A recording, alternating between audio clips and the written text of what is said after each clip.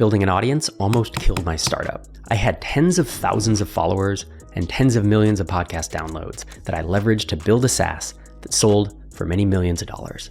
But I would never recommend that you try to do the same.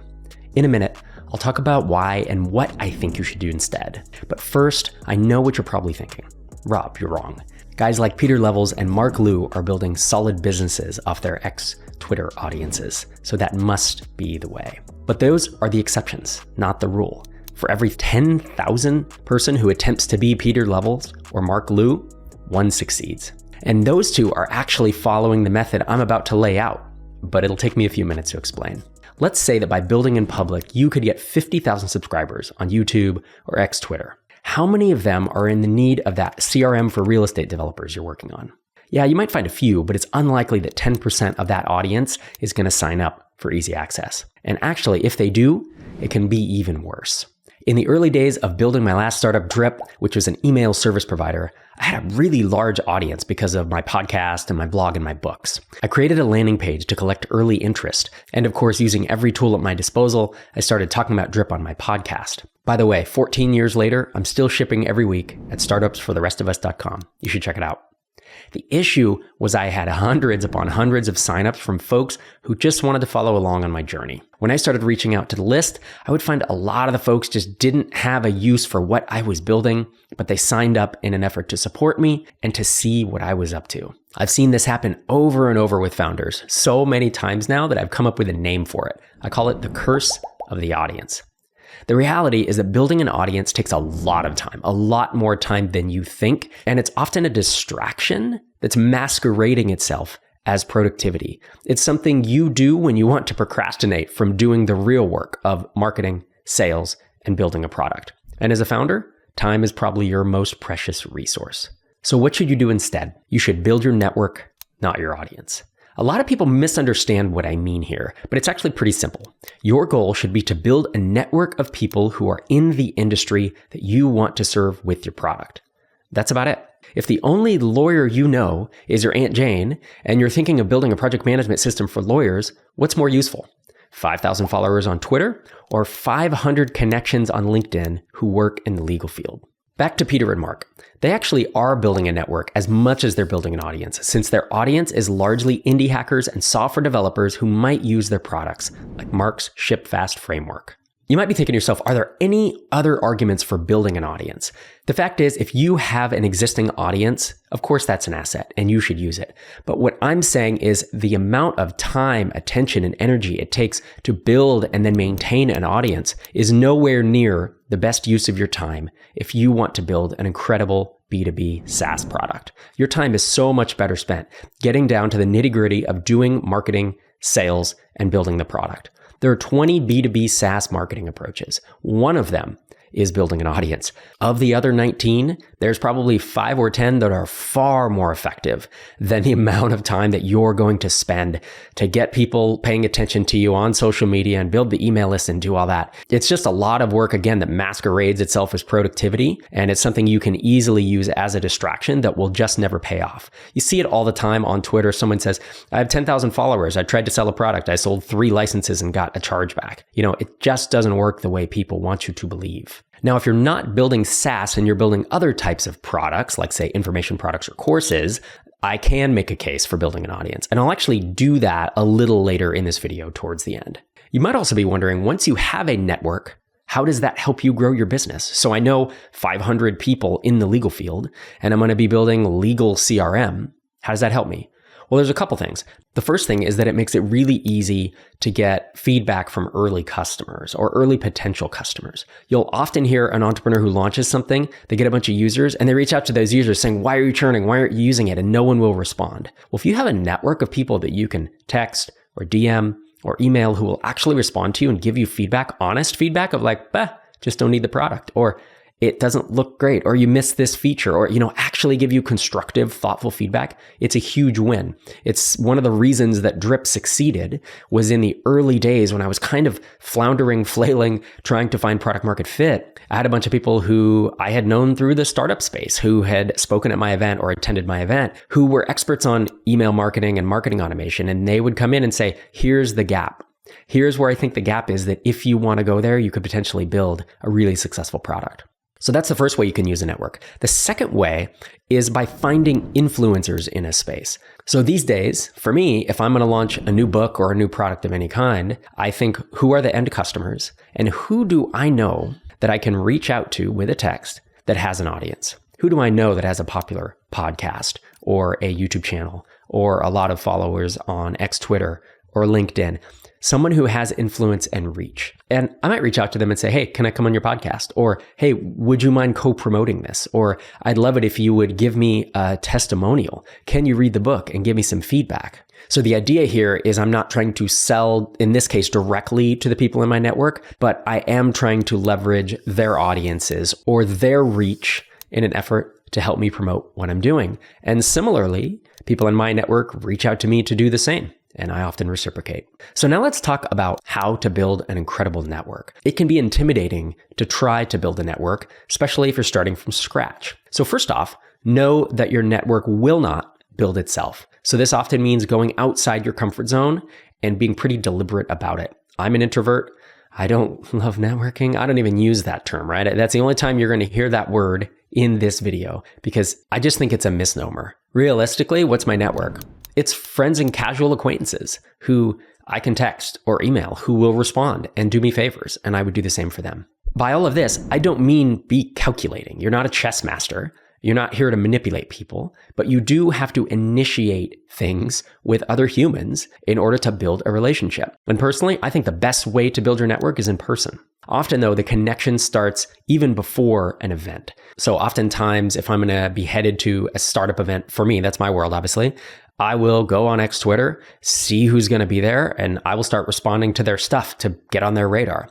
The idea is, don't crash the party. You want to ease into this, right? You want to share actually helpful information, not spam. You want to be interesting and memorable. Those two things are the wedge that get other people to remember you and that get other people to pay attention. So how do you do this? Let's take a look at a couple examples. If you reach out to someone who's ahead of you and they give you advice on something, do something with it and report back. So the way that Ruben Gomez, who you've seen many times on the podcast and on this channel, the way he got on my radar back in 2009 is he reached out to me and a few other influencers, frankly. He was an unknown and he would ask for my advice and then he would come back and say, I did this and this was the result. No one does that. I don't know why, but no one does that. So it was super noticeable early on. And I was like, who is this guy? He's interesting. He's actually shipping stuff. He's like, I have a website now. Look, I have a thing that I tried. And I was like, this is pretty notable and memorable. And so over time, pretty quickly, Ruben became someone who in the early days I was mentoring and then later on just became a friend. And he was someone who absolutely built his network through this and through in-person events. The second example is there any way for you to become a connector?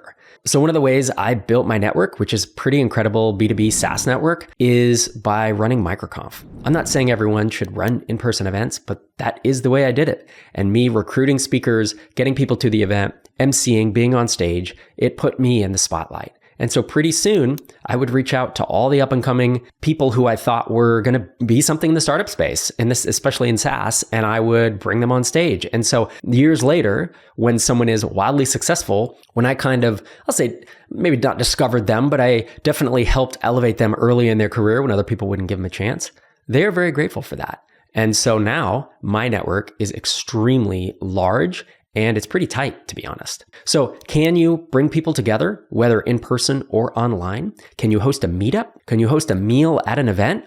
There's a great group in London hosted by Charlie Ward, and Charlie has made a name for himself just by gathering people together. He doesn't even run, it's not a huge conference. It's more like a meetup or a hackathon. And this is something I think he does once a month, once a quarter. And it's notable. And now I see him on Twitter and a bunch of people know him. Like, he has built an incredible network. Another way to do it is to start a podcast, start a YouTube channel, start a newsletter about the industry you want to serve. And it's not to build the audience, but it's to be able to bring guests on that you want to have conversations with, that you want to build a relationship with. And a third example is, can you build an industry report? Can you do a research project like we do with the State of Independent SaaS report? And even if you don't have a huge audience that you can use to build a report, producer Ron made a note in the outline that when he was first starting his video production consulting company, he scraped the websites of a bunch of outdoor brands and compiled a 15-page report on how they were using product videos. He used it as a lead magnet on the website, but he also used the findings as talking points when he approached brand marketing managers. So he would approach a prospect. Hey, John, I was doing some research. I found that Patagonia is including a product video on 87% of their new products. Have you guys experimented with anything like that? In this case, he used it to start sales conversations, but realistically, he could have also used this to build his network. I can already hear the YouTube comments coming in. Well, this all sounds hard. This sounds like a lot of work. I just want to tweet and build a great business. And it's like, you know what else is hard? Working out and eating spinach. You know what is easy? Eating ice cream. So if you want success, you do sometimes have to do some stuff that's going to get you out of your comfort zone. A couple more points about building your network. So in the early days, you have to be realistic about where you are in your entrepreneurial journey or really in the industry. It's pretty hard to start rubbing elbows with industry big shots right out of the gate. And it's not about being better or worse than anyone else. It's just about building clout and experience and finding your tribe at each stage of your journey. Think about it like learning a new language. When you're just starting out, you're not going to jump into advanced literature discussions. You're going to hang out with other beginners, practice basic conversations, and maybe chat with a few folks who are a chapter or two ahead in the textbook. And then as you level up your skills, your circle naturally expands. You start engaging with more fluent speakers, picking up nuances, and before you know it, you're the one helping newcomers. And here's the key. Everyone, and I mean everyone, starts at square one. Even those quote unquote overnight successes you hear about probably took them 5 or 10 years to get to where they were. I had zero network about 20 years ago, and I built it from scratch over many years of being deliberate. So if you focus on making real connections where you are now, and you bring your unique perspective to the table, you stay curious, and you're always ready to learn as you grow, your network will grow with you. It does take time. One of the last things I'll cover before diving into businesses that probably could use an audience is to think about the watering holes and where people hang out online, because it's not just X-Twitter. I've referenced that website several times in this video, but realistically, that's where, the tech press and entrepreneurs hang out. There's VC Twitter, but realistically, there are a lot of other places where people in your niche, the niche that you want to build a network, will hang out. Examples of those can be an online forum specific to that industry, Reddit, in-person events, Facebook groups, private Slack channels. Maybe it is X-Twitter, maybe it is LinkedIn. If you don't know where they're hanging out, ask, make an educated guess, join a few groups, and figure it out. This is the hard work of being an entrepreneur. You have to do some stuff with incomplete information and just figure it out. So in terms of the types of businesses that I probably would build an audience if I wanted to launch, is if I was building info products or courses, if I'm going to be a maker, a content creator, an educator, if I'm going to build a community. Look at what I've done, right? With MicroConf, Tiny Seed, Startups for the Rest of Us, and my books. Part of the reason you see me here building an audience on YouTube is because I've built a community and I sell content, right? I write books and I create courses and I do things to help entrepreneurs. And so for what I'm doing, having an audience is a real win. But if you're bootstrapping a SaaS company, it's not the right call. Building your network not only helps you grow your business, it can also be super helpful in the early days of finding a great SaaS idea. You'll want to watch this video to see how. Make sure you subscribe to the channel and give this video a thumbs up if you found it helpful. See you next time.